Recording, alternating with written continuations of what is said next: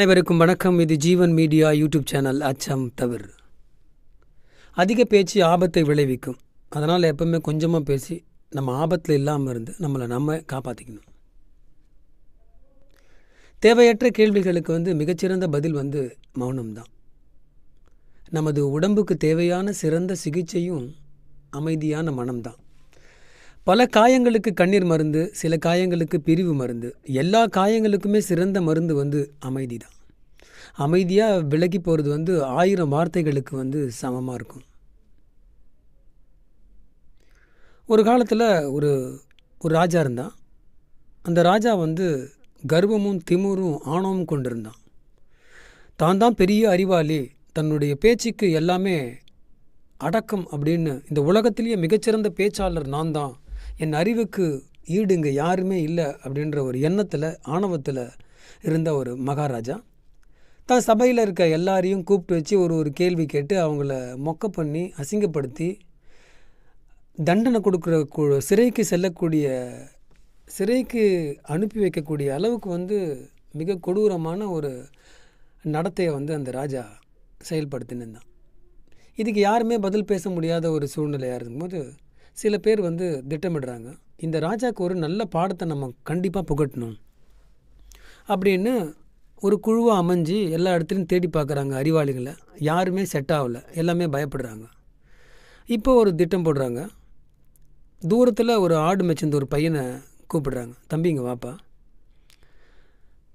நாங்கள் சொல்கிறத கேட்டினாக்கா உனக்கு பல பரிசு பொருள்கள், உனக்கு தேவையான எல்லாத்தையும் நாங்கள் தரோம் அப்படின்னு சொல்கிறாங்க. அந்த பையனும் சரி ஓகே நான் பண்ணுறேன் அப்படின்னா. இங்கே ஒரு ராஜா இருக்கார். அந்த ராஜா முன்னாடி நீ உட்காந்துக்க, எந்த ஒரு வார்த்தையும் பேசாத, சைகையிலே பதில் சொல்லு அப்படின்னு அந்த பையனுக்கு ஒரு இன்ஸ்ட்ரக்ஷன் கொடுக்குறாங்க. அவனும் சரி அப்படின்னு சொல்கிறான். பல்லாக்கெல்லாம் ரெடி பண்ணி அந்த பையனை பல்லாக்கில் உட்கார வச்சு ஒரு பெரிய அறிஞர்கள் மாதிரி வேடமிட்டு பல்லாக்கில் தூக்கின்னு போகிறாங்க. ராஜா முன்னாடி நிற்க வைக்கிறாங்க. இப்போ ராஜாவுக்கு போய் இன்ஸ்ட்ரக்ஷன் கொடுக்குறாங்க. ராஜா அந்த மாதிரி ஒரு சின்ன சித்தர் மாதிரி ஒரு அறிஞர் வந்திருக்காரு. அவருக்கு மிகப்பெரிய அறிவு ஆற்றல்லாம் இருக்குது. ஆனால் அவர் பேச மாட்டார், சைகையில் தான் பதில் சொல்வார். அதுக்கு உங்களுக்கு சம்மதம்னா அவர்கிட்ட நீங்கள் என்ன கேள்வி வேணால் கேட்கலாம் அப்படின்னா. இப்போ ராஜா யோசிக்கிறாரு, சைகையிலேயே பதில் சொல்லுவான் அப்படின்னா என்ன கேள்வி கேட்கலான்னு ராஜா இப்போ ப்ரிப்பேர் ஆகுறாரு. தயார் பண்ணி ஒரு 3 கேள்வியை தயார் பண்ணிக்கின்னு அரண்மனைக்குள்ளே எல்லாம் உட்காடுறாங்க. அரண்மனை அசம்பிள் ஆகுறாங்க. இப்போ ராஜா அந்த பையனை பார்த்துட்டு ஒரு பயம் கலந்துருக்கு. சின்ன பையனாக இருக்கான், இவன்கிட்ட கேள்வி கேட்கலாமா, கேட்டால் கரெக்டாக பதில் சொல்லுவானா, சொல்கிறதும் சைகையில் தான் பதில் சொல்ல போகிறான், சரி பார்த்துடலாம் அப்படின்னு சொல்லி ராஜா என்ன பண்ணுறாரு, ஒரு விரலை நீட்டி அந்த பையன்கிட்ட காட்டுறாரு. அந்த பையன் இல்லை அப்படின்னு 2 விரலை காட்டுறான்.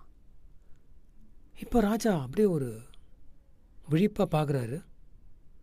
3 விரலை காட்டுறாரு. அந்த பையன் ஐயோ அப்படின்னு சொல்லிட்டு பல்லாக்குலேருந்து இறங்கி ஓட ஆரம்பிச்சிடுறான் அழுதுகிடு. இப்போ ராஜா ஓடி போய் என்னை மன்னிச்சிருங்க, இவ்வளோ பெரிய அறிவு சிறந்த ஒரு பதிலை கொடுத்துட்டிங்களே அப்படின்னு சொல்லி அவனுக்கு சில பரிசுகள்லாம் கொடுத்து அவனை அனுப்பிச்சி வைக்கிறாங்க. அவன் வெளியே போகிறான். இப்போ ராஜா கிட்ட நம்ம அறிஞர்கள் மந்திரிமார்கள் எல்லாம் கேட்குறாங்க, என்ன ராஜா அப்படி என்ன அந்த சிறிய அறிஞர் பதில் சொன்னார் உங்களுக்கு அப்படின்னு கேட்குறாங்க. நீங்கள் என்ன கேள்வி கேட்டீங்க அப்படின்னு ராஜா கிட்ட கேட்கும்போது ராஜா சொல்கிறாரு, இந்த உலகத்திலேயே நான் தான் மிகச்சிறந்த பேச்சாற்றல் மிக்க அறிவாளி அப்படின்னு. அவன் இல்லை இந்த உலகத்திலேயே மிகச்சிறந்தவங்க உன்னுடைய குருநாதரும் உனக்கு மேலே இருக்க கடவுளும் தான் அப்படின்னா. 3வது கூட நான் வரமாட்டானா அப்படின்னு கேட்டான். இல்லை அப்படின்னு சொன்னான். 2 பேர் தான் அப்படின்னு சொன்னான். அதை கேட்கும்போது என்னுடைய மனசு ரொம்ப, என்னுடைய ஆணவங்களை அழித்து விட்டான் இந்த சிறுவன் அப்படின்னு அரண்மனையில் இருக்க எல்லார்கிட்டையும் சொன்னார். இப்போ ராஜா புத்தி புகண்டு ஒரு சிந்தனைக்கு வந்துட்டார் அப்படின்னு இந்த அறிஞர்கள்லாம் இந்த சிறுவன்கிட்ட அவனுக்கு தேவையான பொண்ணும் பொருளும் கொடுத்துட்டு, தம்பி ராஜா கேட்ட கேள்விக்கு நீ என்ன பதில் சொன்ன அப்படின்னு அந்த பையன்கிட்ட கேட்குறாங்க. அந்த பையன் அதுக்கு பதில் சொல்கிறான், ராஜா ஒரு ஆடு கேட்டார். இல்லை ராஜா, உங்களுக்கு ஒரு ஆடு இல்லை, நீங்கள் மகாராஜா, அதனால் 2 ஆடு வச்சுங்க அப்படின்னு நான் 2 கையை காட்டினேன். அவர் 3 ஆடும் கேட்டார். ஐயோ அதெல்லாம் முடியாது, என்கிட்ட இருக்கிறதே என் பொழப்பே 3 ஆடு தான், அந்த 3 ஆடையும் கொடுத்துட்டு நான் ஒன்றும் பண்ண முடியாது ராஜா அப்படின்னு தான் எழுந்து வந்துட்டேன் அப்போ ராஜா வந்து இந்த மாதிரி எனக்கு பரிசு கொடுத்தாரு அப்படின்னு சொன்னான். இதுலேருந்து நம்ம ஒன்று புரிஞ்சுக்கணும். ஆணவம் யாரா ஒருத்தரால் அடக்கப்படும்.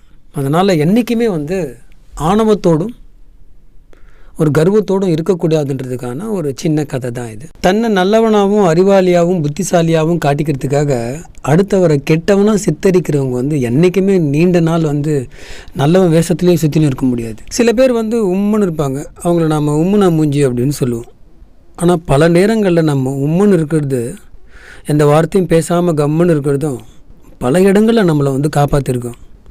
நிறைய பேர் லொடன்னு பேசுவான், வழ குழன்னு பேசுவான், லூஸ் டாக்காக இருப்பான். அவன் பேசினாலே இரிட்டேட்டிங்காக இருக்கும். இவன் எப்படா வந்து பேச ஆரம்பித்தோன்னே உடனே எழுந்து ஓடணும் போல் இருக்கும் நமக்கு. அந்த மாதிரி நிறைய பேரை நீங்கள் பார்த்துருக்கலாம்.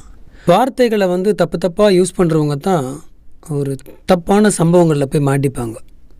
அதனால் என்றைக்குமே வார்த்தைகளை வந்து யோசித்து நிதானமாக சிந்தித்து பேசணும். இடம் பொருள் ஏவல் அதுக்கேற்ற மாதிரி தான் பேசணும். இல்லையா கம்முன்னு அமைதியாக அதிகமாக பேசினாலே ஆபத்து தான் அப்படின்றது தெரிஞ்சிருந்தோம் நாம் அதிகமாக பேசினே இருப்போம்.